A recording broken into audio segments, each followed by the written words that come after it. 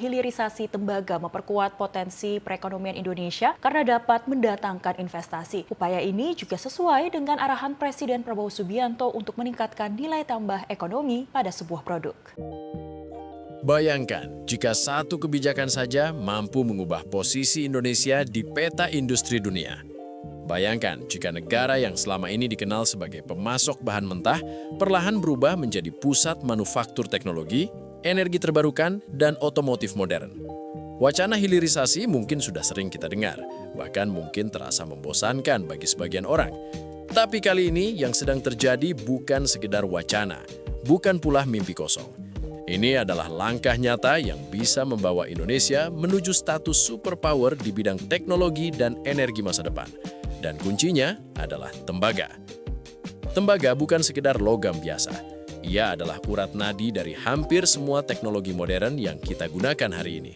Dari kabel listrik di rumah, panel surya di atap, ponsel di tangan, hingga mobil listrik yang kini mulai membanjiri jalanan dunia, semuanya bergantung pada tembaga.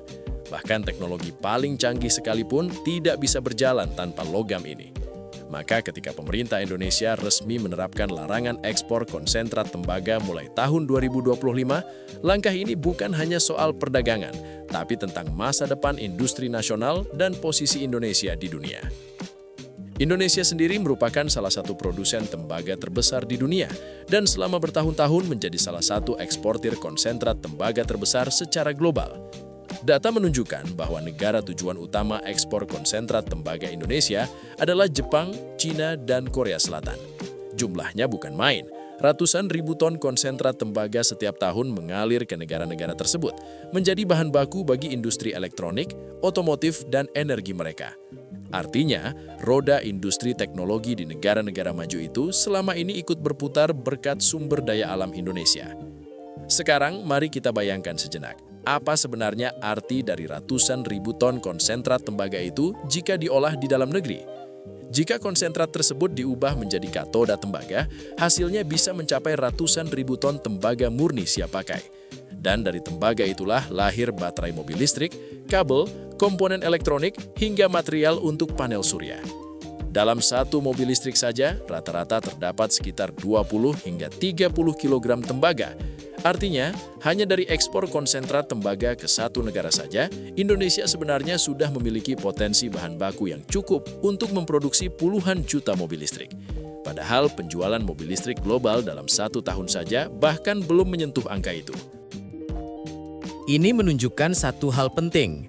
Selama ini Indonesia sebenarnya telah menyumbangkan bahan baku bagi revolusi energi dan teknologi dunia, tanpa menikmati nilai tambah maksimal dari proses industrinya. Dan disinilah letak perubahan besar itu dimulai. Dengan melarang ekspor konsentrat dan mendorong pengolahan di dalam negeri, Indonesia tidak lagi hanya menjual bahan mentah, tetapi mulai menjual nilai tambah, teknologi, dan produk jadi. Namun, setiap kebijakan besar selalu memiliki dampak global. Negara-negara yang selama ini bergantung pada pasokan tembaga Indonesia tentu tidak bisa tinggal diam. Jepang dan Korea Selatan sebagai dua raksasa industri elektronik dan otomotif dunia berada di posisi paling terdampak. Ketergantungan mereka terhadap pasokan tembaga Indonesia sangat tinggi. Tanpa tembaga, pabrik-pabrik mereka tidak bisa memproduksi mobil, baterai, atau perangkat elektronik dalam skala besar. Maka ketika pasokan itu terancam, mereka dihadapkan pada pilihan sulit, mencari sumber baru yang belum tentu stabil dan murah, atau memindahkan sebagian industri mereka ke Indonesia. Sementara itu, satu negara sudah lebih dulu membaca arah angin. China, jauh sebelum larangan ekspor konsentrat tembaga benar-benar diterapkan, sudah mulai bergerak. Melalui kerjasama strategis dengan Indonesia Battery Corporation dan berbagai perusahaan nasional, China mendorong pembangunan industri hilir tembaga, khususnya untuk kebutuhan material baterai dan energi baru.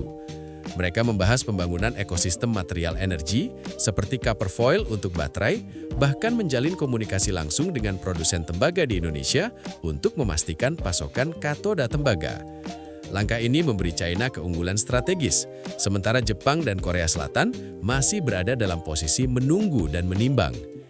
Jika Jepang dan Korea Selatan memilih mencari pasokan dari negara lain, mereka akan menghadapi biaya produksi yang lebih tinggi.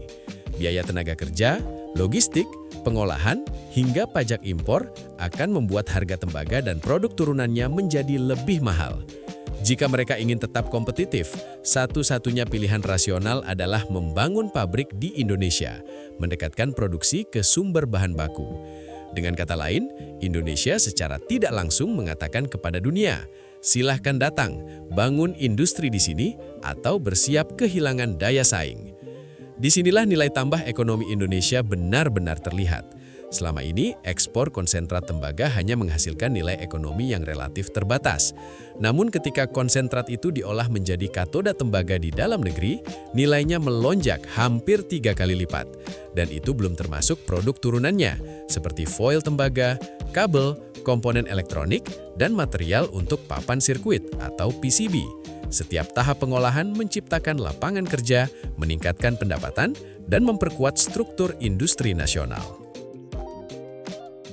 Namun, dampak kebijakan ini tidak berhenti pada ekonomi semata.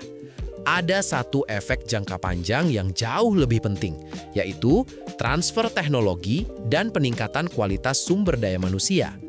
Ketika perusahaan-perusahaan asing membangun pabrik dan fasilitas produksi di Indonesia, mereka tidak hanya membawa modal, tetapi juga membawa teknologi, sistem manajemen, standar kualitas, dan budaya industri modern. Secara langsung maupun tidak, hal ini akan mempercepat modernisasi industri nasional dan meningkatkan keterampilan tenaga kerja Indonesia. Dalam jangka panjang, hal ini membuka jalan bagi Indonesia untuk tidak hanya menjadi pusat produksi, tetapi juga pusat inovasi. Dengan ekosistem industri yang kuat, riset dan pengembangan teknologi akan semakin berkembang. Indonesia tidak lagi hanya merakit produk asing, tetapi mulai menciptakan teknologi sendiri, dari komponen elektronik hingga kendaraan listrik dan sistem energi terbarukan.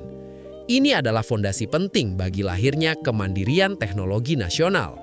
Momentum ini semakin diperkuat dengan posisi Indonesia di kancah global. Dengan menjadi anggota penuh BRICS, Indonesia mendapatkan akses ke pasar yang sangat besar, mencakup lebih dari setengah populasi dunia. Lebih dari itu, sebagian besar produsen tembaga terbesar dunia juga berada dalam lingkaran BRICS atau mitra dekatnya.